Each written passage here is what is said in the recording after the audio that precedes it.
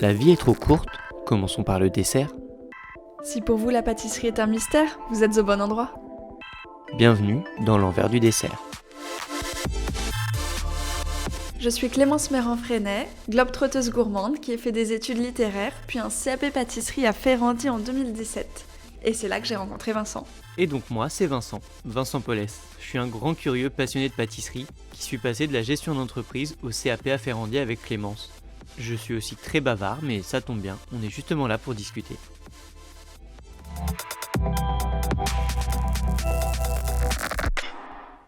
On présume souvent que les pâtissiers le sont devenus parce qu'ils aimaient faire des gâteaux et que leur entourage familial aussi. Il n'est d'ailleurs pas rare d'entendre parler de lignées de chefs cuisiniers ou pâtissiers qui reprennent les rênes de l'entreprise familiale, en apportant bien sûr leur propre touche.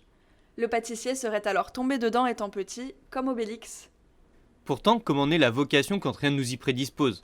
Et comment trouver alors les moyens de la développer et d'asseoir sa légitimité auprès de son entourage ? César Augustignac, qui était présent avec nous lors de l'enregistrement avec Jean-Pierre Lesbatz, est notre invité du jour et il a trouvé sa réponse, en recherchant l'excellence inlassablement. Dans cet épisode, il nous parlera des choix qu'il a dû faire, de ses moments de doute, des belles rencontres qui firent son chemin de pâtissier et de sa volonté de sans cesse se dépasser. Humilité, esprit de transmission et persévérance sont au cœur de son propos. Nous partagerons également avec émotion autour de nos professeurs, notamment Jean-Pierre, démontrant combien l'enseignement reçu peut marquer un parcours de pâtissier. Au travers de son partage d'expérience, César s'attache avec nous à dire ce qu'il aurait aimé entendre en débutant le métier. L'enregistrement de cet épisode s'est fait pendant le confinement. Évidemment, on a dû le faire en visio, du coup, la qualité ne sera pas optimale. Voilà, on espère que ça vous plaira quand même.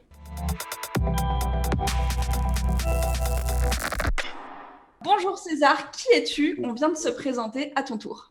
Ouais, j'ai 23 ans. Bah, en fait, c'est étrange parce que je m'accroche beaucoup à l'âge alors qu'au final, ça n'a pas beaucoup d'importance. Et c'est vrai que au final, je l'ai pas écrit sur mon Insta ou j'en parle pas trop parce qu'au final, peu Ça veut importe. rien dire. Ouais. Donc du coup, en fait, j'ai choisi de rentrer en apprentissage après la troisième. En fait, j'étais dans une école privée où un peu genre la spécialité de l'école privée dans laquelle je suis, c'est de préparer le concours Sciences Po. Donc tu veux, en troisième, quand je me suis rendu compte que je voulais être pâtissier, c'était un petit peu comme si j'étais enceinte, quoi. Genre, ils m'ont un peu regardé, genre. Après, les gens ils sont très ouverts là-bas et j'ai des contacts très étroits avec ces gens-là qui sont des amis très proches. Mais c'est vrai que globalement, c'était un peu inattendu, quoi.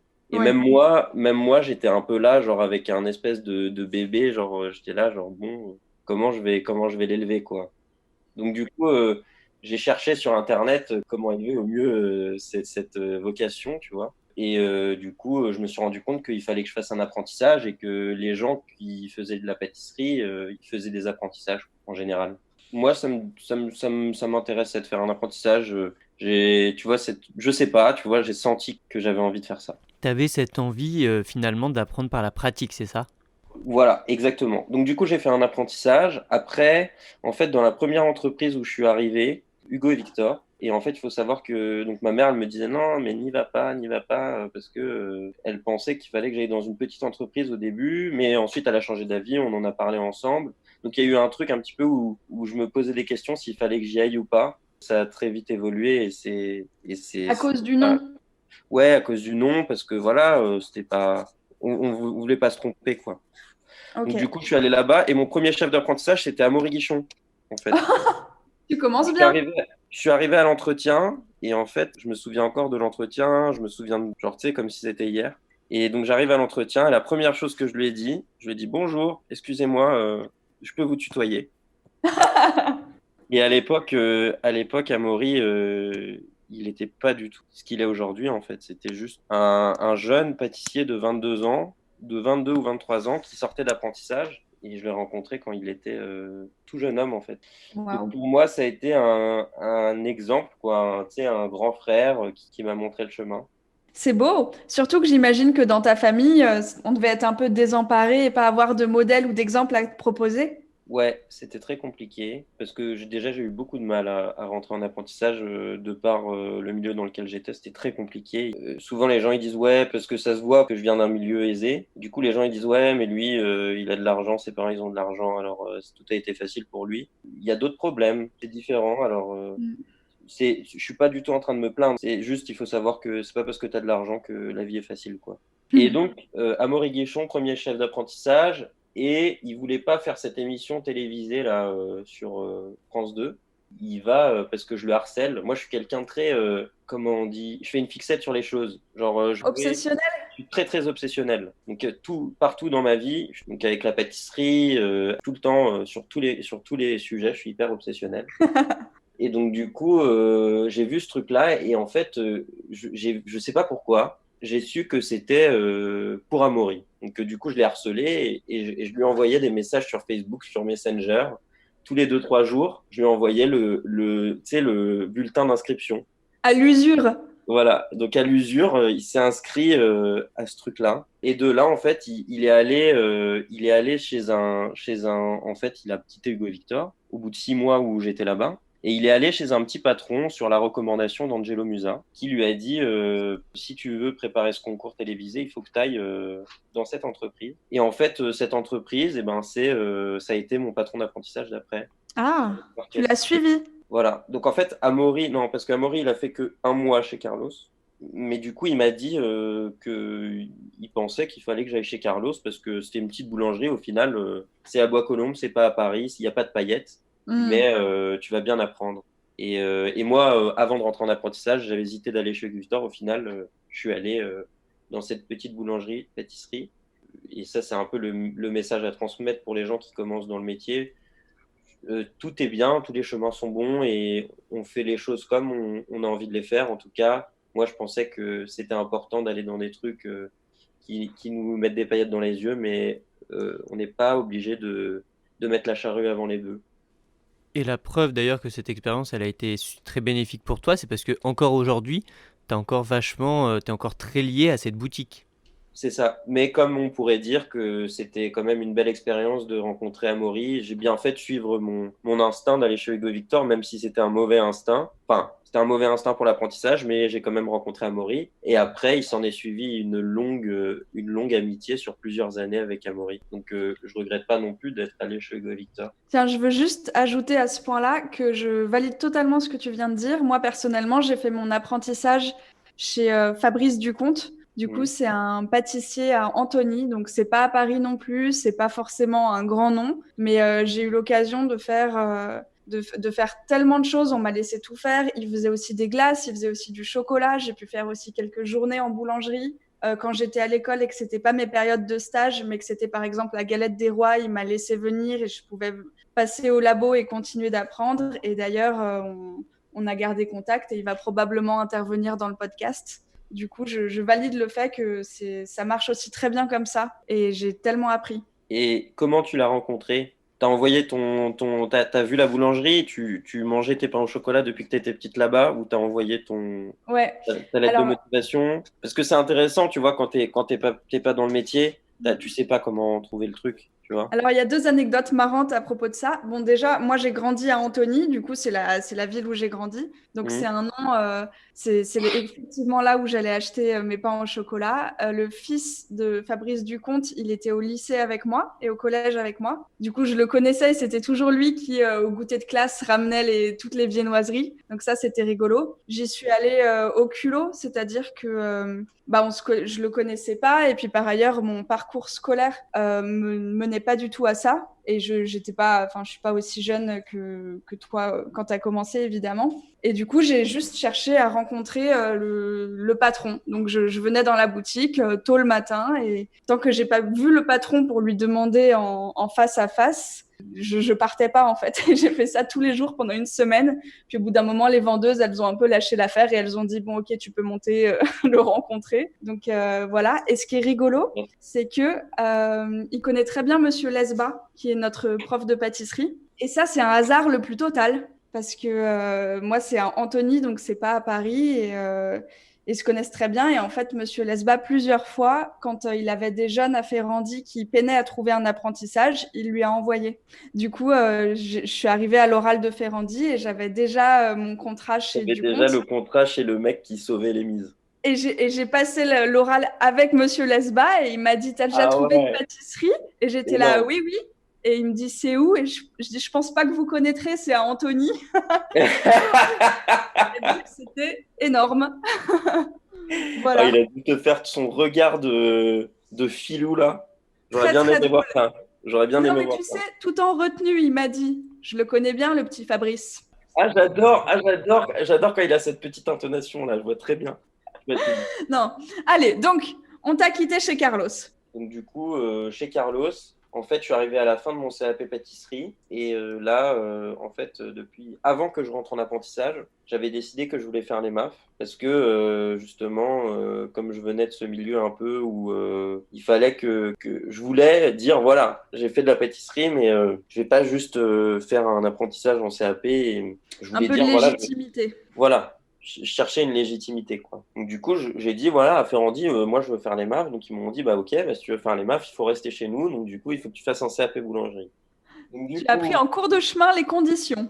non, mais c'est pas fini parce que moi, les années supplémentaires pour une chose pour une autre, j'en ai donné, hein. Ok. Alors, du coup, je fais le CAP boulangerie, je prépare les MAF, je vais au MAF régional, truc, ça se passe bien, je gagne. Déjà, j'étais là, waouh, c'était genre vraiment, il y avait un feu d'artifice dans mes têtes, je me souviens. Tu J'étais m'étonnes. tellement content parce que j'avais fait des recherches. Tu sais, moi, je suis obsessionnel, alors je connaissais tous les MAF des dernières années, les dernières régions, des trucs, je les connaissais tous, je connaissais les jurys, les trucs, tout le monde. J'avais pisté tout le monde partout, tout le temps, de tout temps et tout. Et en fait, souvent, les gens qui gagnaient, c'était des gens, leurs parents, ils avaient des entreprises, quoi. Ils avaient des pâtisseries. Et du coup, moi, j'étais là, bon, j'y vais, quoi, mais te vends pas trop du rêve tout seul parce que, bon, tu vas pas gagner, quoi. Donc, déjà, quand j'ai gagné les régionales, j'étais là, ouais, énorme. Après, on prépare les nationales et tout, machin. Et donc, très important de bien écouter hein, les profs, en fait. Hein. Parce que quand tu es jeune, tu es un peu foufou, tu sais pas trop. Enfin, moi, particulièrement aussi. Faut savoir bien s'entourer, il faut bien écouter les gens qui savent. Il faut savoir reconnaître les gens qui savent et bien les écouter. À ce moment précis de l'entretien, César a voulu faire une petite parenthèse dans laquelle il nous parlait des questions et des angoisses qu'il a eues lorsqu'il a démarré. Avec Clémence, on a également trouvé ça très important et pertinent de vous partager cet aspect qui fait très souvent partie de la découverte du milieu de la pâtisserie. Quand j'étais en CAP pâtisserie, et je me souviens que j'étais dans une détresse, je me sentais perdu en fait. J'étais là, ça me donne des frissons encore. Hein, je me disais, parce que tu vois, faut se remettre dans le contexte. Après, tout le monde a ses difficultés, tout le monde a ses enjeux, hein, mais juste là, je contextualise mon affaire, tu vois. Juste moi, ça s'est passé comme ça pour moi. Du coup, je vois les jeunes apprentis. C'est vrai que quand tu es jeune, tu te poses des questions. Donc j'essaye de répondre aux questions que j'aurais aimé que je me posais à l'époque, parce que c'est peut-être ça se rapproche peut-être de questions que d'autres personnes peuvent se poser. Et donc je C'est me aussi souviens, pour ça qu'on a créé le podcast. ouais, j'imagine. Bah du coup, si je devais parler à mon moi de cette époque-là, et ben c'est ça, c'est ce genre de choses que je lui dirais parce que c'est pas facile d'avoir 15 ans, c'est pas facile d'avoir 16 ans et de Et de commencer en douter. pâtisserie. Et même de faire une reconversion, c'est pas facile d'aller faire de la pâtisserie quand t'as fait un parcours classique. Parce que j'imagine que tu te dis que tu as du retard sur les autres, que ceci, que cela. En plus, de toute façon, plus tu sais, plus tu doutes. Donc, du coup, bah, ça doit pas être forcément beaucoup plus facile la remise en question plus tard. Bref, on a réussi à gagner au national et c'était super. Et Waouh. pour parler un peu de l'ESBA, je me souviens que en fait, avant la remise des prix, ils savaient déjà que j'avais gagné. Et quand tout le monde était là à se poser des questions et tout, ils savaient que j'avais gagné, non pas parce qu'il avait vu les notes et tout, je pense, mais juste parce que c'est un sage. Et c'est juste pour parler de l'ESBA, pour, tu vois, Oui. pour le vendre un peu, quoi. On le market. Et Jean-Pierre. donc du coup, allez-y, hein, parce qu'il est bientôt à la retraite. Hein. Donc, Profitez-en. J'ai l'impression que de toute façon, Jean-Pierre, ça va devenir le fil rouge de notre podcast, on en reviendra toujours à lui de toute façon. Bref, il s'est barré. J'ai l'image de Jean-Pierre Lesba qui part avec son kawaii qui flotte au vent sur son dos. Le En fameux. mode, il m'a fait une tapote dans l'épaule, il m'a fait c'est bien, t'as bien travaillé César.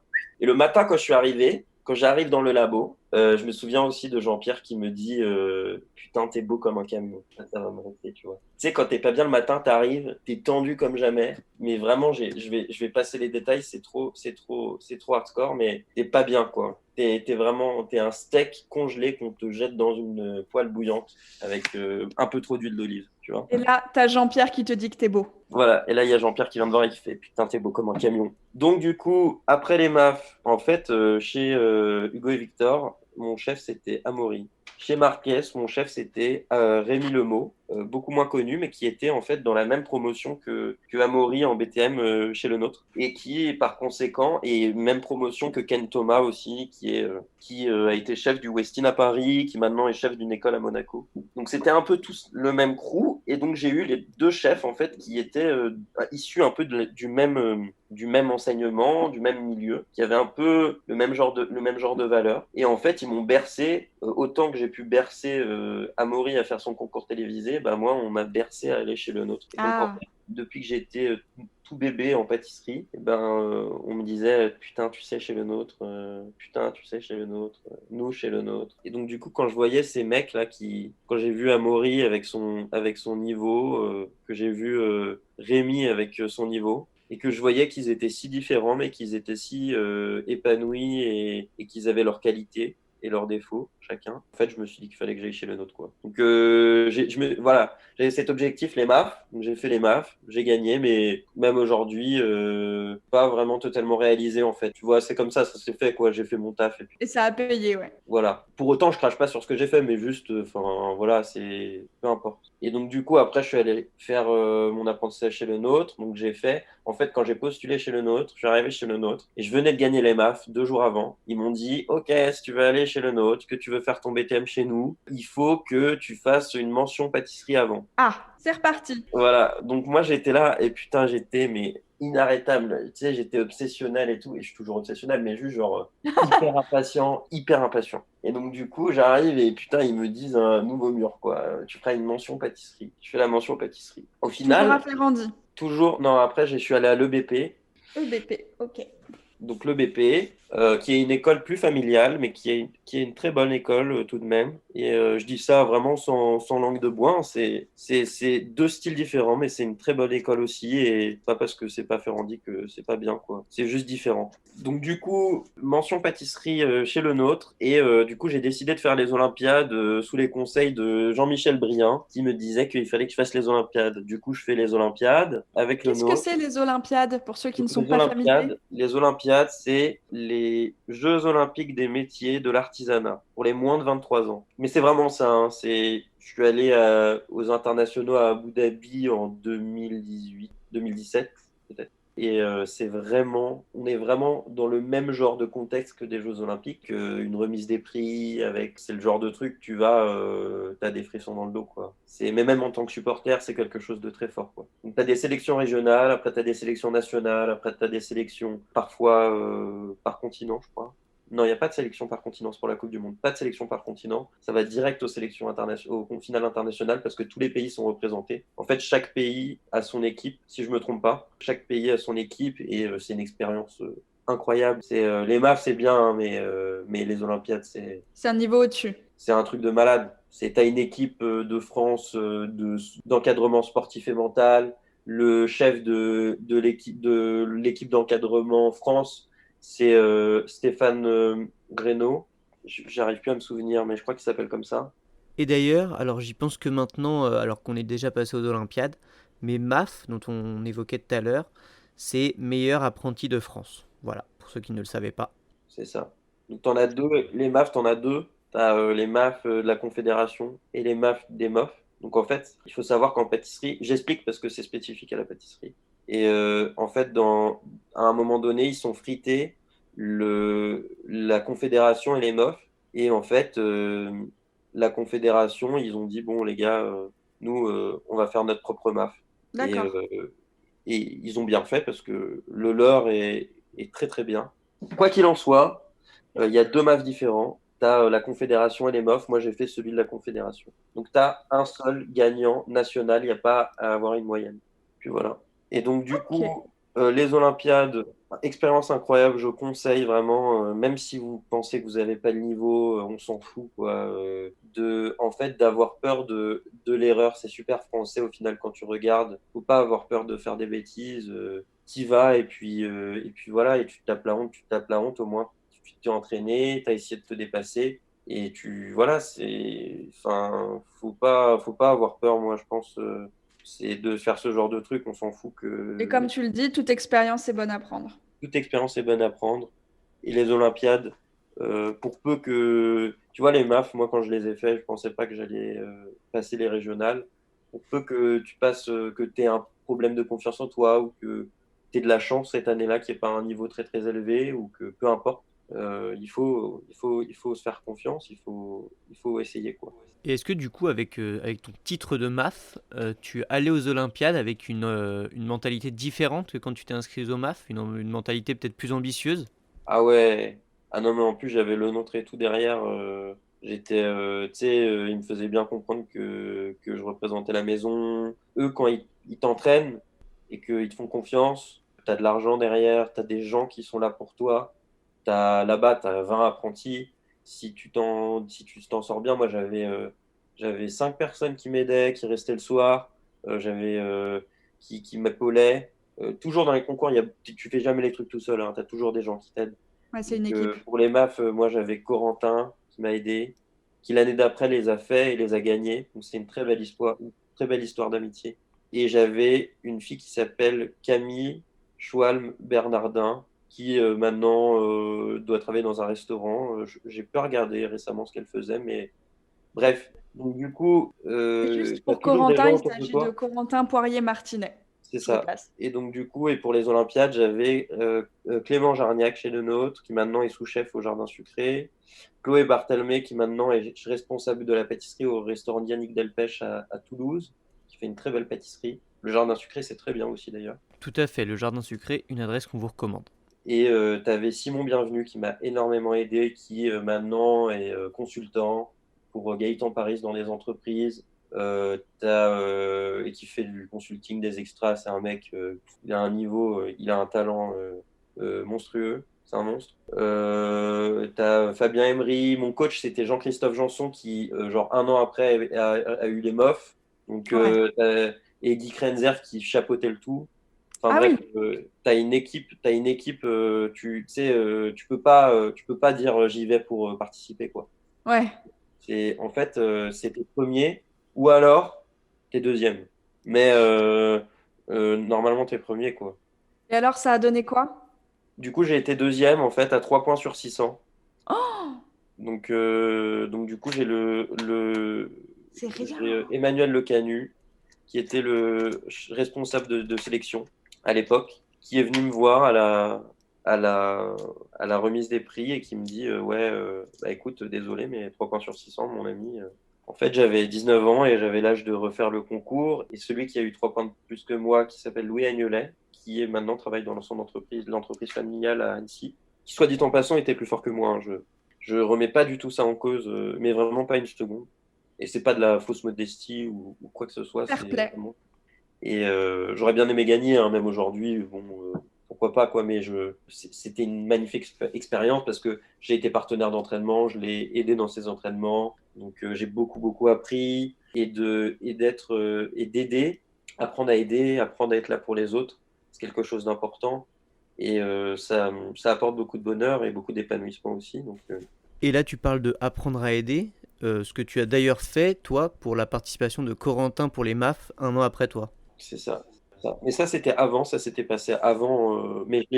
Corentin, je pense que ouais, je sais pas si je l'ai moins aidé qu'il m'a aidé parce que je l'ai aidé différemment, mais non, je peux pas dire ça, je me souviens pas exactement, mais si j'ai dû moins l'aider parce que Corentin, il est plus indépendant que je ne peux l'être. Moi, souvent, il dit que quand je suis dans le labo, on a l'impression que je suis perdu, mais que je sais très bien ce que je fais.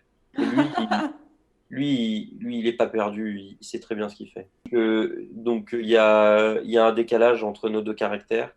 Et l'année d'encore après, en fait, cette même année où je préparais les Olympiades, j'ai aidé Lucas Spinelli à préparer les MAF aussi, pour les nationales, qui a gagné les MAF nationaux. Et encore l'année d'après, j'ai aidé Emma Prochasson. Non, mais c'était l'année dernière, ça. Bref, je mélange tout. Qui avait fini deuxième. Donc, tu vois, c'est un truc important aussi de. Et moi, ça m'a apporté énormément de satisfaction de me dire que, tu vois, j'étais derrière 2 personnes qui ont gagné au niveau national comme moi et une personne qui a fini deuxième. Presque, je m'en fous d'avoir gagné, quoi. À côté de ça, c'est infiniment plus gratifiant. C'est un bel esprit de transmission. Mais il faut, c'est très important. Bref, du coup, j'ai fait le BTM après, j'ai fini mon BTM, j'ai le nôtre. Après, j'ai fait une ouverture de concept store chez le nôtre. Ils ont ouvert un concept store à Étienne Marcel où j'étais genre co-responsable du truc. C'était très intéressant aussi pendant 2-3 mois.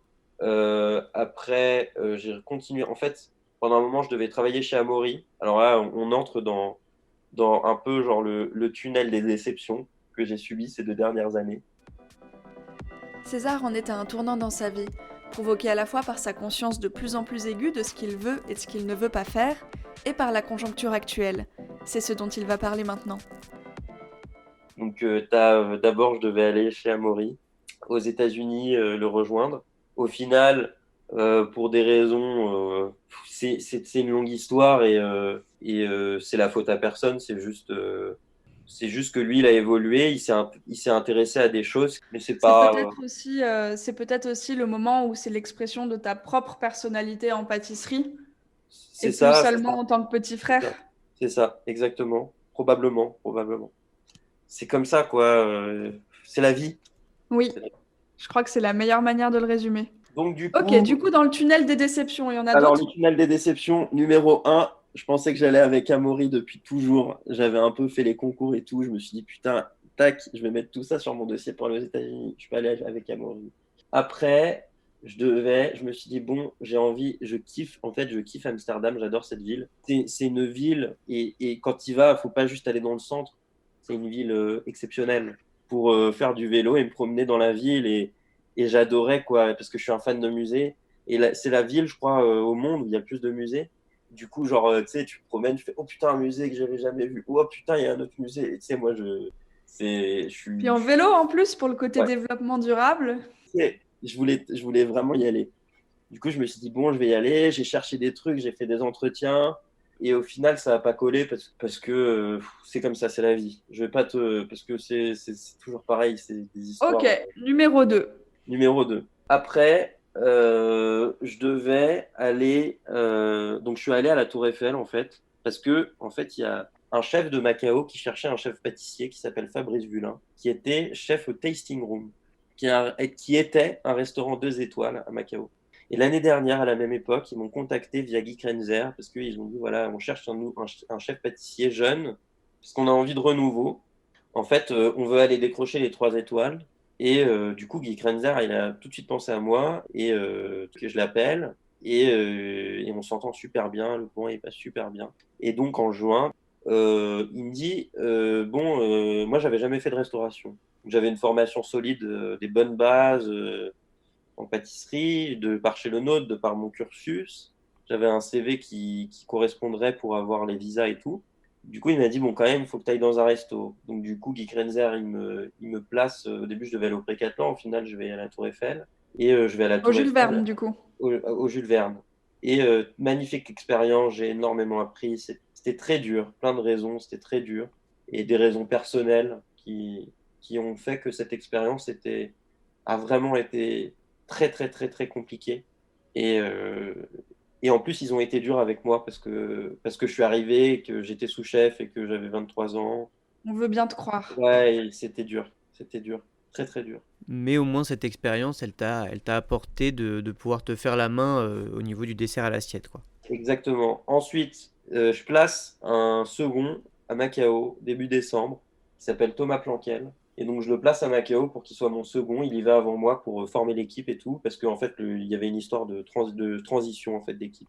Du coup, je l'envoie avant moi parce que moi, j'avais mon contrat à la Tour Eiffel qui finissait plus tard. 1er janvier, je m'organise, truc, je paye mes loyers, machin. Et au final, coronavirus, je peux pas partir. Et de fil en aiguille, moi, je pouvais pas prendre de travail parce que j'étais bloqué avec ce restaurant, en fait, parce que ce restaurant, il était toujours là et ma place, elle était toujours là. Donc, je ne pouvais pas m'engager sur autre chose. Et puis, même dans mon entourage, tout le monde savait que je partais à Macao, quoi. Tu sais, quand tu as fait une soirée de départ, tu ne vas pas aller postuler dans une autre boîte et dire, hey, oh les gars, il y a un CDI ou c'est comment, quoi.